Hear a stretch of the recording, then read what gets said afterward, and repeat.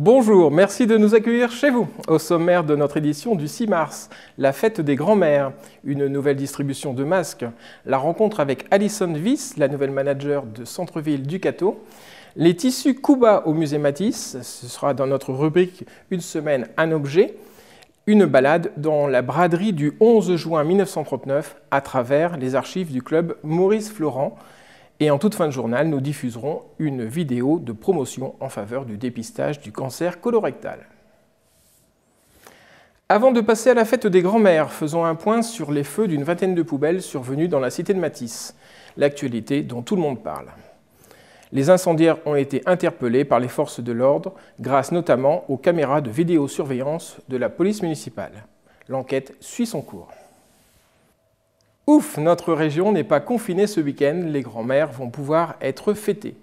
Créée à l'initiative d'une célèbre marque de café, faite à l'origine commerciale, la fête des grands-mères est devenue un événement incontournable dans notre société, une fête qui permet de valoriser leur rôle. Alors en ces temps de Covid, vous fêterez sans doute les grands-mères d'un simple coup de fil, plutôt que devant un bon repas, l'essentiel étant de les remercier. Vos grands-mères, c'est encore vous qui en parlez le mieux. Parcourons les rues du Cateau avec ce micro-trottoir à l'initiative de Lison Barrocal, actuelle stagiaire à Beffroi-Vision, mais qui nous vient de l'École supérieure de journalisme de Lille. Sur des images de Claude Delcourte. Ce dimanche 7 mars, c'est la fête des grands-mères. L'occasion pour vous de leur adresser vos plus beaux messages d'amour. Je voulais passer un message à ma grand-mère Dominique, que je l'aime très fort et elle me fait beaucoup de gâteaux. Je souhaite une grande fête à ma grand-mère. Bon, à ma mamie plutôt. Si je crois que je vais la voir et j'ai pas encore commencé à préparer un truc. Et en plus, elle habite pas ici de toute façon. Elle habite à Lille. Moi, ce que je me souviens, c'est qu'on préparait des tartes avec ma grand-mère. Ah, super, des tartes à quoi? Bah, ça dépend. On avait fait aussi à la pomme, que ça soit à la pomme, au chocolat, à l'abricot. Et c'était lesquelles tes préférées? Enfin, ta préférée ou si t'en avais plusieurs? Au chocolat. Ah, chocolat. Oui. En fait, on se réveillait, on déjeunait et après, on faisait un jeu de société. Tu te souviens le jeu? Oui, on jouait au cochon qui rit. Ah, super, moi aussi je vois ça. C'est drôle. Ouais. Et il y en avait d'autres ou celui-là c'était ton préféré? Non, celui-là, c'était mon préféré. Parce qu'il faisait... Alors raconte-nous quand t'allais à la plage avec ta grand-mère. Bah, en fait, on s'amusait, on allait à la plage, on s'amusait, on se baignait à deux, on allait loin à la plage, et puis voilà. Et vous jouiez à des jeux? Oui, on jouait au foot une fois. On a joué une foot. J'ai un souvenir, c'est tous les dimanches, à chaque fois quand j'étais petite, et à chaque fois j'allais manger chez elle et quand on avait arrêté de manger, des fois j'allais dans la chambre de mon tonton et on s'amusait à jouer avec. Mais il est parti.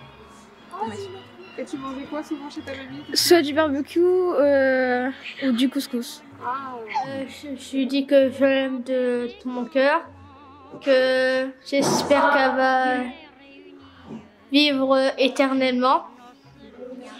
Que dès que je la vois aussi, je lui fais des gros câlins et je lui fais des gros bisous. C'était une bonne fête de grand-mère que j'aime de tout mon cœur. Et mon cœur, il explose quand je le vois. Ah, c'est beau. Bonne fête à tous, d'abord.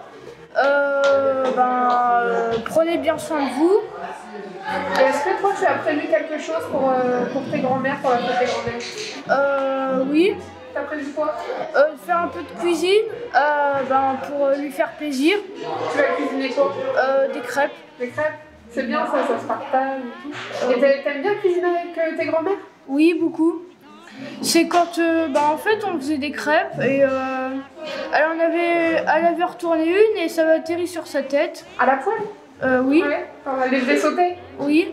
Et puis après ça avait atterri sur sa tête. Ah. Effectivement, c'est rigolo. Malheureusement pour moi, ça va être plus des souvenirs de ma grand-mère, où bien sûr, comme la plupart des grand-mères, c'est bons petits plats, c'est bonne pâtisserie. Et donc j'ai eu une grand-mère qui habitait à Ardelot et qui s'occupait d'un centre épique. ce qui était une chance, où je passais souvent mes vacances là-bas, donc j'ai appris à monter à cheval, j'aidais souvent mon grand-père aussi qui était palefrenier pour l'aider à s'occuper des chevaux et aider ma grand-mère aussi à s'occuper des chevaux. Donc je me souviens de mon enfance où quand je partais en vacances j'étais vraiment content de les revoir et puis voilà, c'est vraiment des beaux souvenirs. Et est-ce que vous nous dites, il y avait des plats, des desserts, est-ce qu'il y en a un en particulier qui revient en mémoire? Alors souvent, ouais, j'ai beaucoup de plats qui me reviennent en mémoire puisque souvent c'était bien mijoté.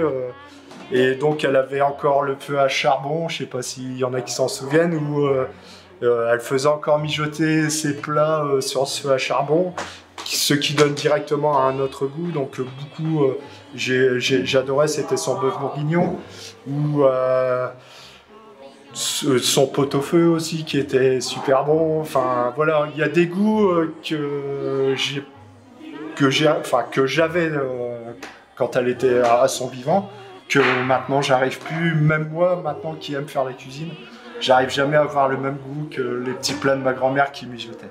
Les grand-mères, elles ont ce truc en plus. Voilà, c'est ça. Malheureusement, mes grands-parents, mes mamies, elles sont parties depuis longtemps, mais c'était de très bonnes cuisinières, un bon bœuf bourguignon avec des frites. Et les mamies, en tous les cas, toutes les mamies, je leur souhaite bonne fête, même à celles qu'elles sont au ciel. Un gros bisou. On vous souhaite une bonne fête des grands-mères. Ouais.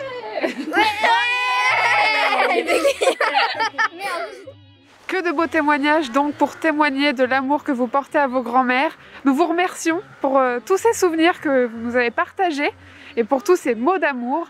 J'en profite également pour souhaiter une bonne fête à ma grand-mère, Mamie Odile, voilà, chez qui je mange toujours de très bons gâteaux yaourt et avec qui voilà, j'avais comme souvenir d'écouter Lenny Escudero un autre temps. Voilà, donc je lui fais plein de bisous et j'en profite pour souhaiter une bonne fête des grands-mères à vous toutes, mesdames, qui le méritez tant. Bonne fête grand-mère. Quant aux grands-pères, ils devront attendre le premier dimanche du mois d'octobre. La ville du Cateau vient d'organiser une nouvelle distribution de masques. Les lieux de distribution dépendaient des bureaux de vote. Les Catésiens, s'ils le voulaient, se sont vus remettre 2 masques lavables de catégorie 1 et 5 masques jetables.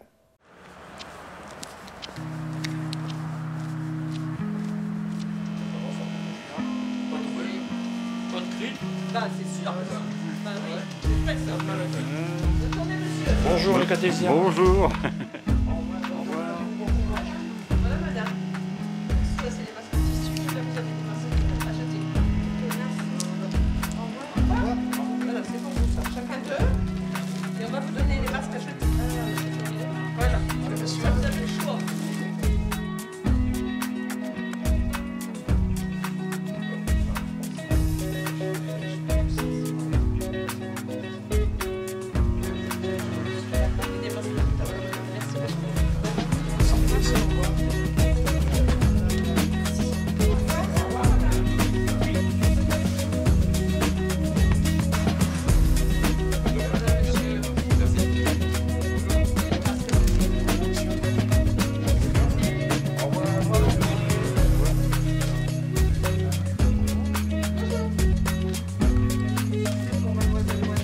Alors expliquez-moi un peu ce qui se passe ce matin au Cateau. Alors pour une 3e fois, la municipalité a décidé d'offrir des masques à la population. Donc aujourd'hui, nous distribuons 2 masques lavables de l'entreprise de Seine et 5 masques jetables. Donc la distribution se passe bien, hein, la file est assez fluide. Voilà, il y a 5 points de distribution. Et puis nous avons déjà à peu près fourni à peu près 1000 personnes pour l'instant. Sur combien en tout, sur le Cateau? Alors il y a plus de 7000 habitants. Donc la recommandation était de venir une personne par famille. Et puis on a de bonnes âmes qui ont pris aussi pour les voisins, les personnes âgées de leur entourage. Donc voilà, tout se passe bien. Ce Vitas, un petit mot? Non, rien de particulier à rajouter, sauf un grand merci aux services techniques qui sont toujours là à disposition et voilà, tout se passe bien. Voilà. Alors la situation, comme vous le savez tous, la situation sanitaire s'aggrave un petit peu, il faut faire très attention. Donc il est très important de porter le masque. Je vous rappelle que dans toutes les rues de la ville du Cateau, le masque est obligatoire. Lavez-vous les mains, gardez les distances, faire très attention. Allez vous faire dépister. Donc le but des dépistages comme ça, c'est évidemment de découvrir les cas positifs et puis de les écarter afin que le virus se propage le moins vite possible. La crise sanitaire s'intensifie, vous le savez tous. Il est important d'éviter l'engorgement des hôpitaux. Donc voilà, continuez à faire attention, gardez vos distances, lavez-vous les mains et portez le masque. C'est le plus important, prenez soin de vous.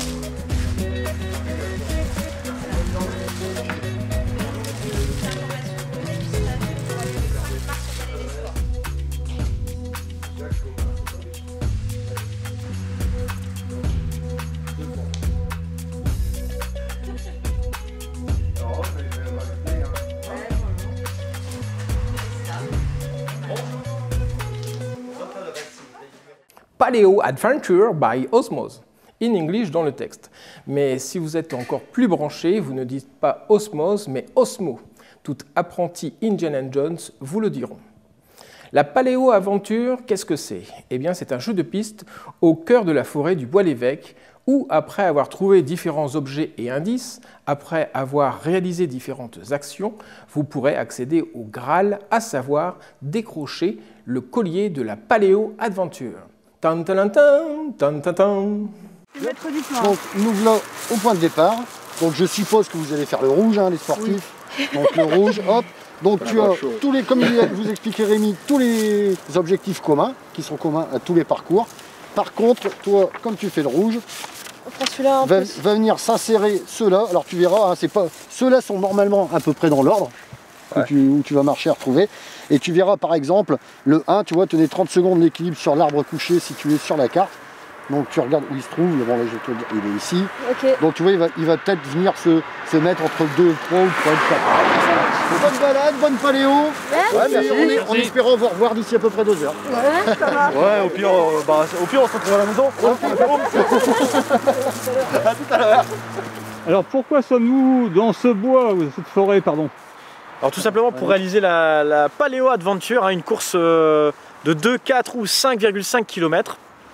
En famille, entre amis. L'idée c'est de passer vraiment un moment de convivialité et en contact avec la nature. Ah oui, il est... Ouais, oh putain, sérieux, on a du mal. Oh la vache. Il veut mettre un T, allez. Allez, je veux mettre un T. Ouais, il dit bah faut mettre le T. Là c'est le L. Ouais, et là le E. ça, donc un peu décalé. Et il faut refaire un S là. Ah, moi, tu vas en faire un alors. Un semblant de S en fait. Hop. Voilà. Tu fais comme ça sur le S, c'est vrai. Bah il va aussi celui-là. Il était bien aussi mon S. Bah ouais. Qu'est-ce qui vous a donné l'idée de le faire? Alors, c'est tout simplement le fait de ne pas pouvoir ouvrir notre salle de sport. On s'est posé la question, qu'est-ce qu'on peut proposer aux gens pour s'aérer, pour faire du sport, pour prendre du temps aussi en famille. Et on a réfléchi aussi à ce qu'on avait à notre disposition, donc la forêt. On a déjà une fun adventure à côté, donc une course d'orientation là au niveau du parking Owen. Et de l'autre côté, donc ici, sur cette partie de forêt qui fait 500 hectares, on s'est dit tiens, on va organiser une autre course d'orientation. Et là, plus tournée sur l'homme paléolithique, donc c'est une façon de renouer en fait à nos origines de chasseurs-cueilleurs. Donc c'est un peu particulier parce que voilà, on ne se projette pas forcément de revenir sur nos bases. Donc de chasseurs-cueilleurs, mais nous on s'est dit tiens, on peut l'amener d'une manière un peu plus ludique, d'une manière différente, avec des objectifs à faire tous ensemble en famille, que ça soit dessiner, fabriquer, ramasser un objet, de façon, comme je l'ai dit, très ludique. Il y en a un pour toi. Une question pour toi. Trouvez le meilleur endroit pour pêcher.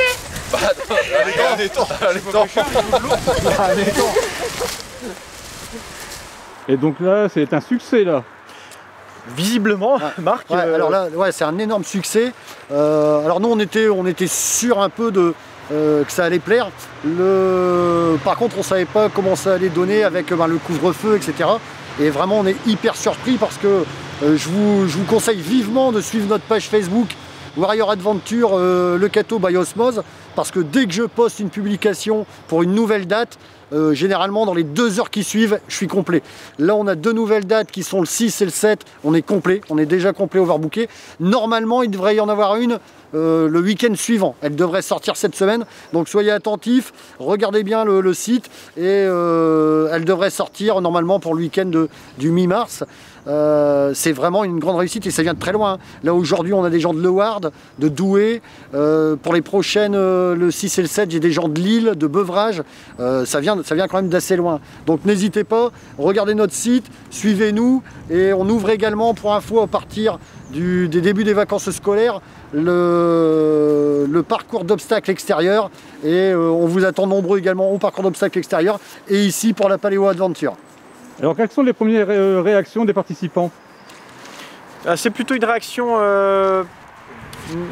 d'originalité en fait qui relève. C'est-à-dire qu'ils n'ont jamais fait de course d'orientation de ce genre-là. D'habitude il faut trouver une balise, d'habitude il faut trouver vraiment des repères précis. Là finalement cette course d'orientation elle est plutôt faite sur la création d'un scénario propre à chaque personne, à chaque groupe de personnes. Donc c'est ça qui fait un peu sa particularité, c'est qu'à chaque moment de l'année, déjà la forêt est différente, donc les repères seront différents, donc les réponses seront aussi différentes. Je l'ai faite il y a quelques semaines avec Marc, il neigeait, alors là du coup c'était complètement différent, là les feuilles viennent tomber des arbres, donc pareil le paysage change. Donc ce qui fait que l'originalité prime sur cette course là, c'est ce qui ressort le plus. J'hésite entre le polystyrène.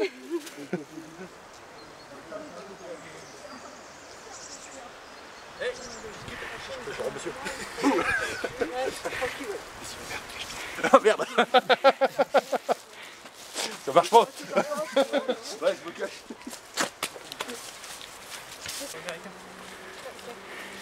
C'est pas celui-là, ton arbre tordu là. Ça me fait penser à un truc. Ça. Situé entre l'arbre perché. Attends.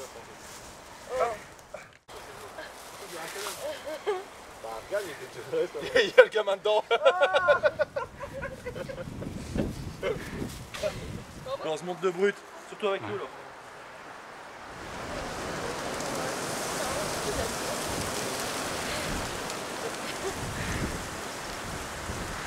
Là, il y a encore un cheval. Le cheval, c'est trop génial.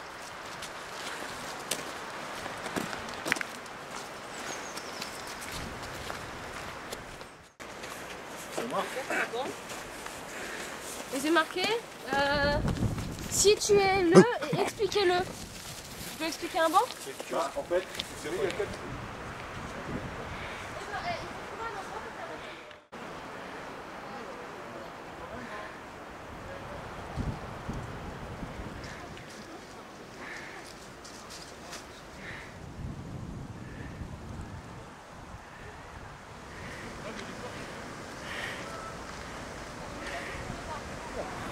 C'est le dernier, on va vous donner l'indice.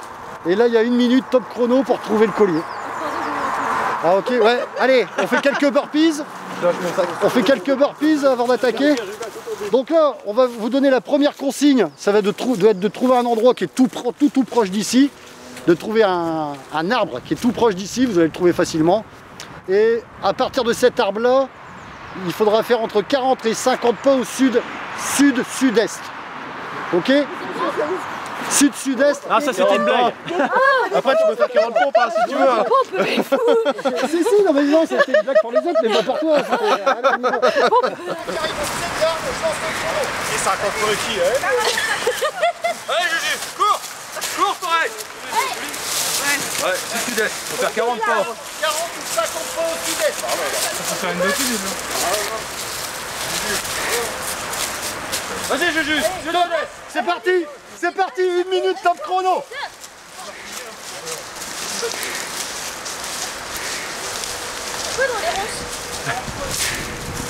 Entre 40 et 50 pas. Alors il faudra, si vous le trouvez, il ne faut pas le prendre, il faut juste me le dire. Et je bloque le chrono. On l'a trouvé. Voilà, je verrai si vous le trouvez.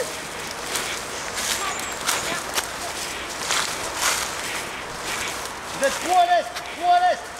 Trop à l'est. On a dit sud-est. Sud-est.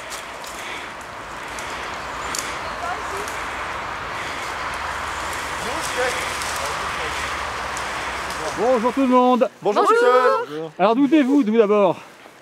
Nous on vient de Forêt en Cambrésis. Et le reste de Poix du Nord. Poix du Nord. Poix du Nord. Et j'ai appris que vous êtes des sportifs en plus, c'est ça? Oui, c'est ça. Ouais, surtout moi. Vous avez du mal à nous suivre. Et donc j'ai fait combien de kilomètres avec vous? 5,5. 5,5. Ça en fait au moins 10 l'après-midi. Alors d'abord, comment avez-vous vécu cette Paléo Adventure? On s'est éclaté. Ouais, c'était marrant. C'était bien. On a bien C'est vraiment rigolé. bien, on a bien rigolé, c'était top. D'abord, qu'est-ce qui vous a poussé à venir à participer à cette aventure? La nature, pouvoir enfin sortir. Ouais. Voilà. Pouvoir faire quelque chose qui change d'habitude. Ouais. Respirer. Respire un peu. Alors qu'est-ce qu'il fallait faire pendant tout ce parcours de 2 heures? Essayez de perdre ses caméras. Perdre le caméraman. Eh ben non. Il fallait Faire des dessins de cailloux et d'arbres.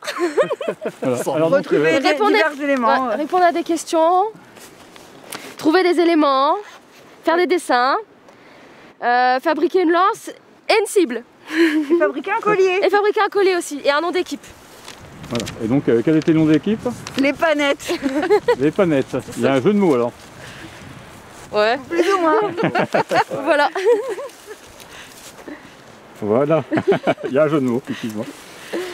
Donc, voilà. Quelles ont été les difficultés sur le parcours, ou s'il y en avait ou pas?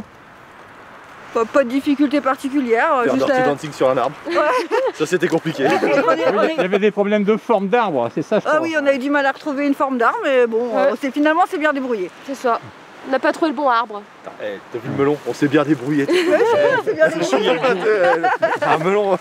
Bon, finalement vous êtes content de vous. Ah oui, c'est bien. On a passé un bon moment ensemble, c'est le principal. Bah c'est ça. Eh bien merci. Merci à vous. Merci. J'ai tout le monde? Je crois. Nickel. Ouais, ça a l'air d'être bon. Voilà. C'est quoi le nom d'équipe? La ville du Cateau vient de recruter un manager de centre-ville. Son objectif, dynamiser le commerce et le tourisme de la cité de Matisse. Bienvenue à Alison Wyss, présentée ici par Françoise Campin, conseillère municipale chargée du commerce et de l'artisanat. Alors bonjour à tous, bonjour Beffroi Vision, bonjour les Catésiens et Catésiennes. Nous sommes ici ce matin donc, pour présenter Madame Alison Wyss. Donc, je rappelle un peu qui est Madame Alison Wyss. Nous avions donc, nous sommes fidèles à la promesse électorale que nous avions faite l'année dernière et sitôt les élections, nous avons lancé donc une campagne de recrutement. Nous sommes donc lancé un recrutement pour manager de centre-ville, animateur. Nous avons reçu plusieurs candidatures et évidemment, nous les avons tous reçues. Nous avons donc retenu la candidature de Madame Alison Wyss parce qu'elle nous semblait tout à fait correspondre au profil du poste. Alors, les missions d'Alison, je vais vous les donner en gros. Assurer donc la promotion de la ville, analyse du tissu commercial économique, travail de prospection, observation, animation commerciale, développement outils et actions innovantes, accompagner les commerçants dans l'outil numérique, c'est-à-dire vente en ligne, participer également au rayonnement de la ville dans le domaine du tourisme. Elle va donc travailler avec l'adjoint au tourisme que nous avons chez nous. Voilà. Je vais laisser donc Alison se présenter un petit peu, de donner donc son parcours, son ressenti sur son arrivée au Cateau. Voilà, je laisse donc la parole à Alison. Donc Alison Wyss, comme Madame Campan l'a dit. Donc j'ai 22 ans. Donc mon profil, j'ai un BTS en communication. J'ai toujours vécu dans le Cambrésis-Cathésie. Donc je connaissais le Cateau de par le musée. Donc j'ai découvert la ville à ma prise de poste au 4 janvier. Et je peux dire que cette ville m'a bien accueillie. J'ai découvert ses commerçants, ses habitants. Et pour moi, c'est une ville qui est attachante et où il y a beaucoup de choses à faire. Vous avez détaillé un petit peu l'émission. Est-ce que très concrètement, vous pouvez nous expliquer ce que vous avez fait là depuis 2 mois Pas mal de choses quand même. Elle a beaucoup travaillé. J'ai beaucoup travaillé. Oui. On peut parler peut-être de la mise en place d'un marché qui est en cours. On peut parler aussi de la visite chez quasiment tous les commerçants. Tout à fait. J'ai fait le tour des commerçants, j'ai été me présenter à eux. Voilà. Après, tu as travaillé aussi en collaboration avec le musée pour les vitrines, éventuellement. Tout à fait. La redynamisation de la rue Paul Delplanche. La revitalisation de la rue Paul Delplanche et Victor Hugo. Elle a travaillé sur ce dossier également. Tout à fait.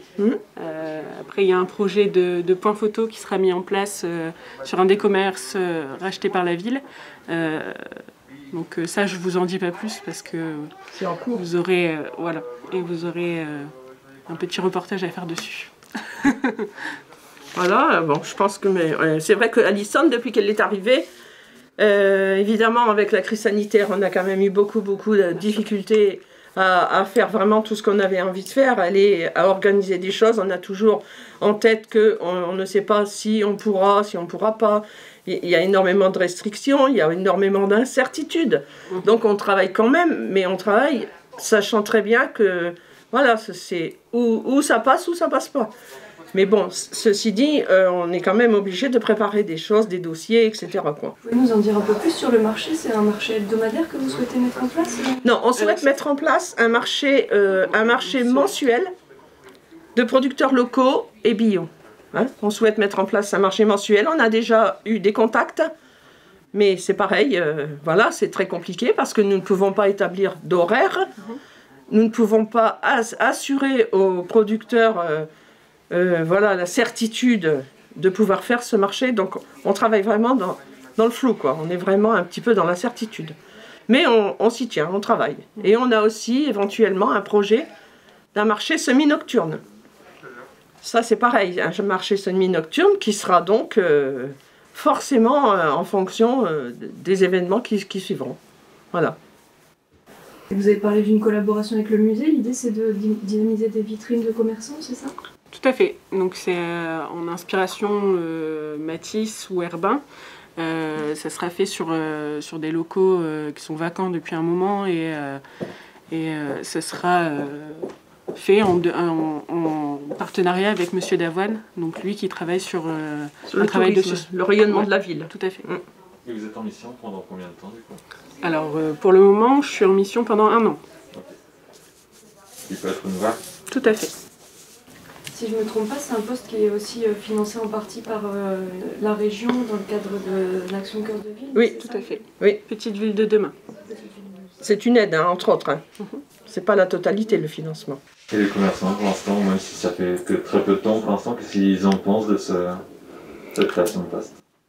Les commerçants qu'on a vus ensemble, Alison et moi, étaient ravis de faire la connaissance d'Alison. Ils sont ravis vraiment, bien sûr, ils sont ravis qu'on puisse donc avoir un manager centre-ville animateur qui, on est là pour redynamiser évidemment le commerce, forcément, donc ils ne peuvent qu'être satisfaits. Maintenant, il va y avoir une forte collaboration, il va falloir qu'on travaille ensemble. Tout à fait. Voilà, il faut que les commerçants viennent aussi vers nous, comme nous allons vers eux. Voilà. On travaille sur le lien de proximité et le point fort d'une petite ville comme le Cateau où on est un peu une grande famille et on peut travailler en commun. Alors c'est pareil, on sait très bien qu'en ce moment, par rapport aux commerçants, je reviens aux commerçants, on a une très bonne association, on a une association ici de Cateau Expansion, très bonne association, mais qui depuis la crise, je vais dire depuis quasiment le mois de mars 2020, n'a pas pu faire de réunions, on n'a pas pu se rencontrer, on n'a pas pu élaborer de projets. On est vraiment, on attend avec impatience que tout ça soit derrière nous pour vraiment prendre de front tous les projets que nous avons et essayer de les mener à bien. Mais sinon, nous avons rencontré le président, donc M. Patrick Fossé, et il a vu Alison 2-3 fois déjà. Alison lui a montré quelques-unes de ses idées, il a été ravi, il a été vraiment... voilà quoi. C'est vrai qu'Alison, elle est arrivée avec des idées neuves, avec un esprit jeune, avec des nouvelles technologies, voilà quoi. Ça ne peut être que positif en fait. C'est votre premier poste? Tout à fait. Un poste qui est assez nouveau, vous inspire un peu de ce qui peut se faire dans d'autres villes de même taille. Justement, j'ai été à la rencontre des managers de centre-ville qui sont autour de nous, donc notamment celui de Cambrai, avec qui j'avais déjà eu un stage, donc je connaissais déjà un peu. Donc Monsieur Rosendo m'a bien épaulée. Et puis après, je me suis un peu inspirée des managers de centre-ville comme ceux de Douai, Béthune, donc qui ont été très, très sympathiques et qui m'ont bien dirigée et expliqué comment eux ils voyaient les choses, et surtout face à la situation du Covid. J'ai déjà été à leur rencontre et ça s'est très bien passé. Pour conclure, en fait, je voulais quand même dire que depuis qu'Alison est là, elle s'est beaucoup investie. Nous sommes très très satisfaits de son travail. Elle a beaucoup avancé déjà dans divers projets, elle a beaucoup d'idées. Donc je pense que dès que nous pourrons travailler normalement, j'entends bien normalement, avec la crise sanitaire, il faut toujours finalement, on a toujours ces barrières qui nous disent attention, on pourra pas. On utilisera quand même tous les moyens mis à notre disposition pour aboutir, pour conclure nos projets, pour aller au bout de nos projets.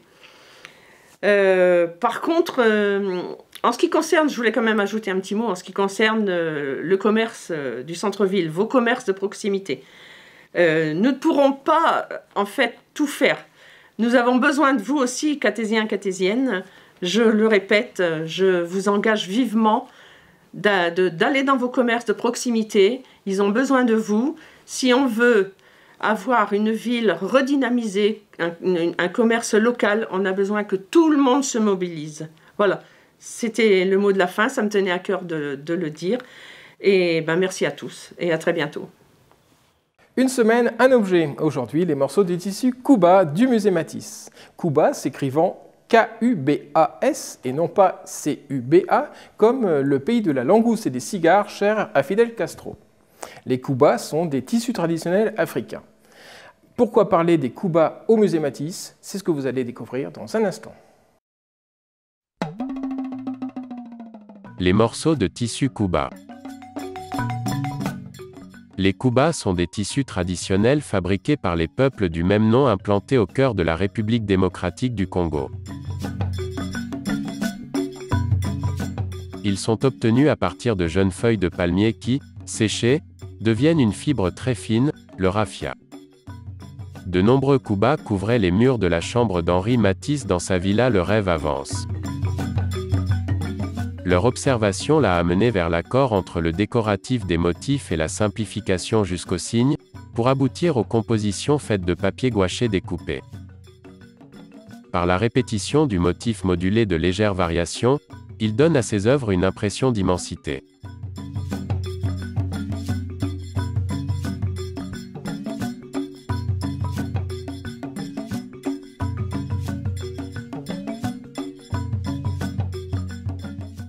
Parcourons maintenant la braderie du 11 juin 1939 à travers les archives du club Maurice Florent, en quelque sorte les précurseurs de Beffroi Vision. Celui-là l'est aussi, mais si vous prenez en cœur ma chansonnette, je vous dirai merci. Elle était jeune et belle, comme de bien entendu. Il eut le béguin pour elle, comme de bien entendu. Elle était demoiselle, comme de bien entendu. Il se débrouilla pour qu'elle ne le soit plus, comme de bien entendu.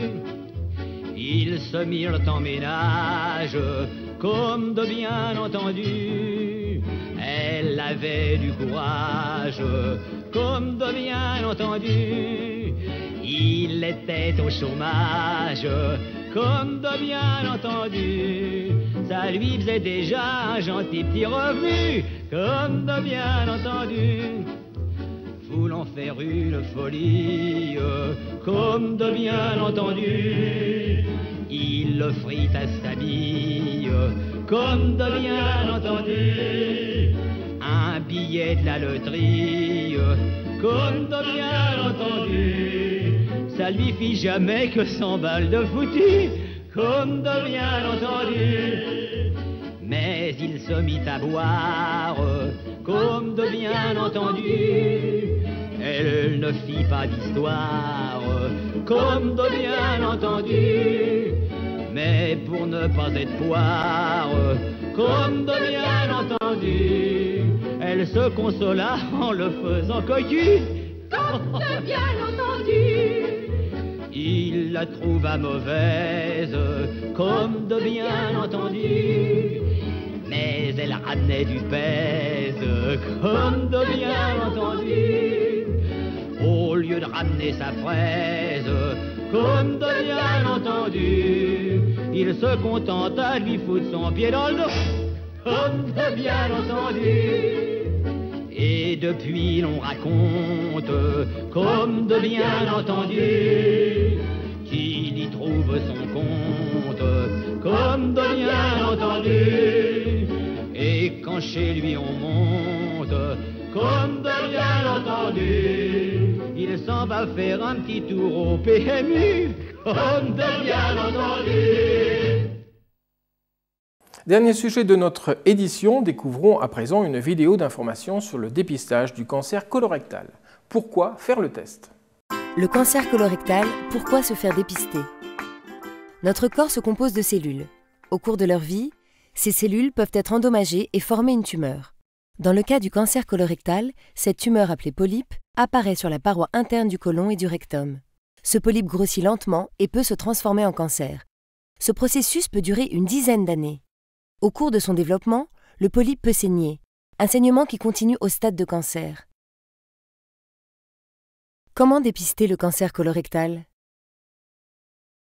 Pour lutter contre le cancer colorectal, il existe un test de dépistage simple et efficace à faire chez vous en 5 minutes. Le test permet de détecter ce sang invisible à l'œil nu. En cas de test positif, une coloscopie sera proposée. Grâce au dépistage, on peut ainsi repérer un cancer à un stade débutant, avant l'apparition de symptômes, et augmenter les chances de guérison. Et dans certains cas, on peut détecter un polype avant qu'il ne se transforme en cancer. Ce polype sera enlevé lors d'une coloscopie. Le dépistage du cancer colorectal, un test simple et rapide qui peut vous sauver la vie. Parlez-en avec votre médecin.